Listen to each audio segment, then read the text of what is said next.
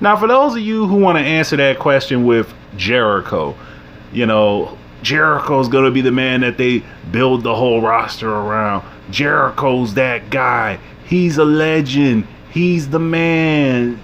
Like, I'm going to say something very unpopular, and I mean no disrespect to Chris Jericho. Jericho's actually a pretty good guy, man, based on what one of my homies told me, who actually met the guy, when he came through Chicago once upon a time. But Chris Jericho may be one of the most overrated legends I have ever personally seen.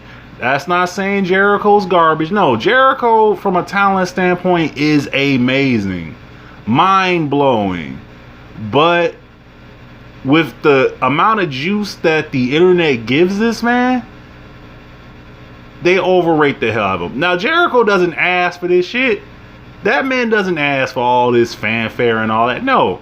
But if I were to say, all right, let's go to the WWE Network. Let's pull up his old WCW footage.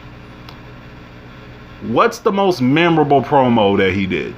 And it'll really just be titty jokes about Stephanie for the most part that people will pull up. They'll pull up the list. They pull up, you get what I'm saying? Like, where's these memorable promos, man? Or, show me the most memorable matches that don't involve Chris Benoit. They're going to be, why you going to say they don't involve? Look, Benoit is that dude, man. But you could put Chris Benoit in a ring with Eva Marie, and the man would make that whole thing into a 5-star classic, man. But, then, off the top of my head, my favorite Jericho match of all time would be the WrestleMania 19 against Shawn Michaels, personally. But then people go, well, it's a Shawn Michaels match. Shawn got in the ring with Vince and made that something. He got in the ring with Hogan with no legs and made it into something. So I'm like, okay, so if we take away the Benoit matches, we take away the HBK matches, who else can we say it's a 5-star match and I want to rewatch it?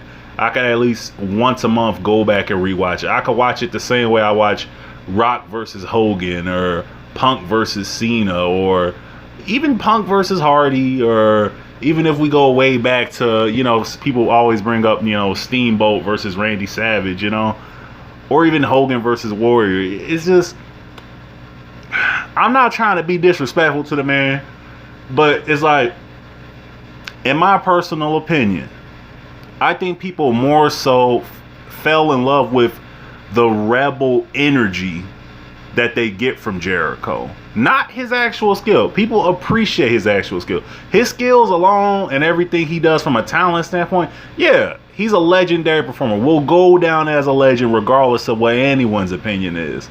But it's like, it wasn't until he walked away from WWE, did the Fozzy thing, and started popping up in other places, New Japan in particular, that the whole, he's a fucking legend, he's a legend.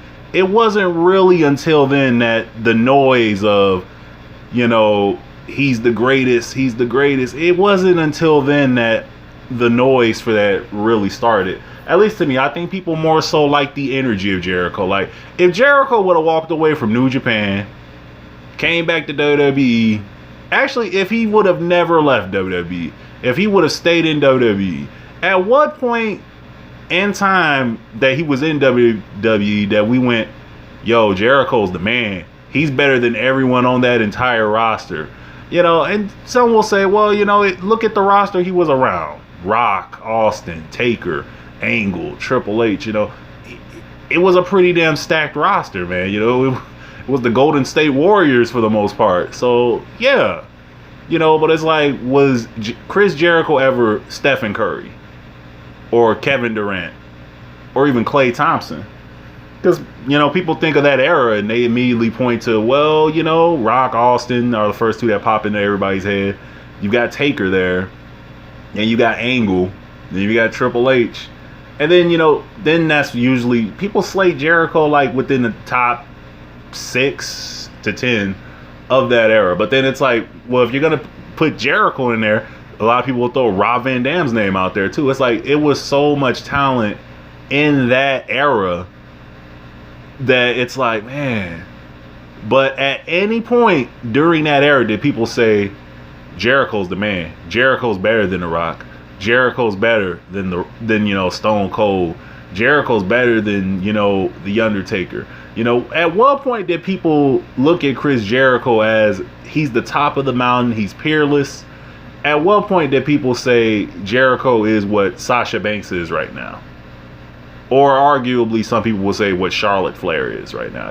At what point did people ever really say, even after Rock and Austin left, when we saw the rise of Cena, where it was basically Kurt Angle, you had Umaga, who was blossoming into a star, that post Attitude Era, Ruthless Aggression era, when Van Dam was kind of the star of Monday Night Raw. At what point did people say Jericho is so much better than RVD and Triple H and that new guy Randy, or he's better than him too? And at what point, I remember CM Punk did the pipe bomb thing, and people still talk about that promo.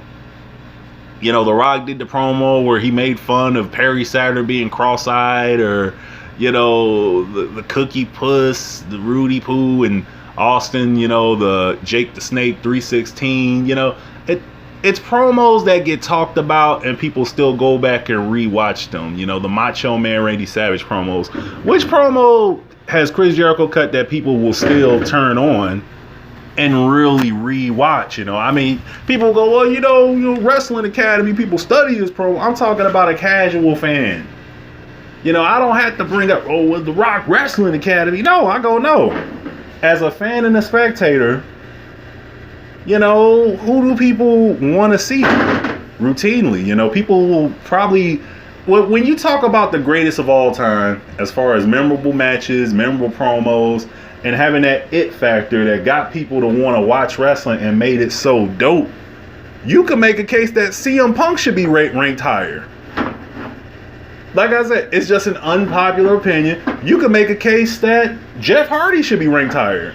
Just based off the, triangle ladder matches, the one-on-one match with The Undertaker. Now, Jericho definitely has more memorable promos than Jeff Hardy.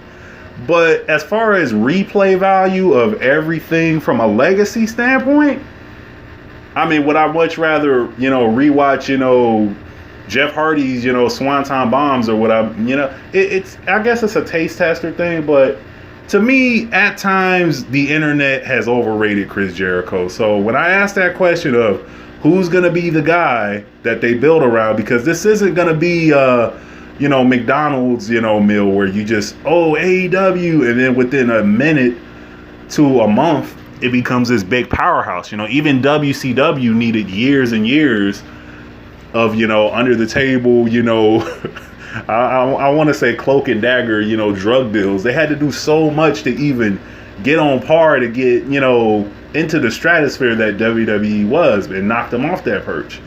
So who's going to be the guy that they build around, Who is it going to be? Because it's like, whoever it is, they're going to be the unsung hero 5 years later, because you're going to have the guy right now, and then you're going to have the next guy who you're developing to take his place. Is Omega your guy that you go with now, or is it, a combination of Jericho and Omega? Like, who are the guys who are going to be the next wave of talent, that they groom and grow? So it's still in its inception, so it's almost unfair. But AEW didn't ask for all this press, but, they're wisely riding the wave to it. But anyone who off the top of their head thought Chris Jericho is the guy that AEW is going to build around, he's going to be the man over there, it's like, just no. And that's the thing, is the internet overrates Chris Jericho a lot. But like I said, it's not any knock on his talent. He's still mind-blowing. Even at his age, he's still mind-blowing. But I would say it's more so because of the rebel energy he has brought to the table, the maverick way. He's the mercenary. He goes where he wants to go, whenever the fuck he wants to go there. And I think that's more so what the fans like. He came back and said, I'm going to WWE, I'm going to retire there. I don't think people would have had a problem with it. He'd still be considered a legend. But had Jericho just stayed with WWE the entire time and never went to New Japan, back to New Japan at all, or anywhere, I don't know if people would have that same energy right now. With him doing, Jericho and Kevin Owens and just being, tagging back and forth, I don't know if we would see that same energy.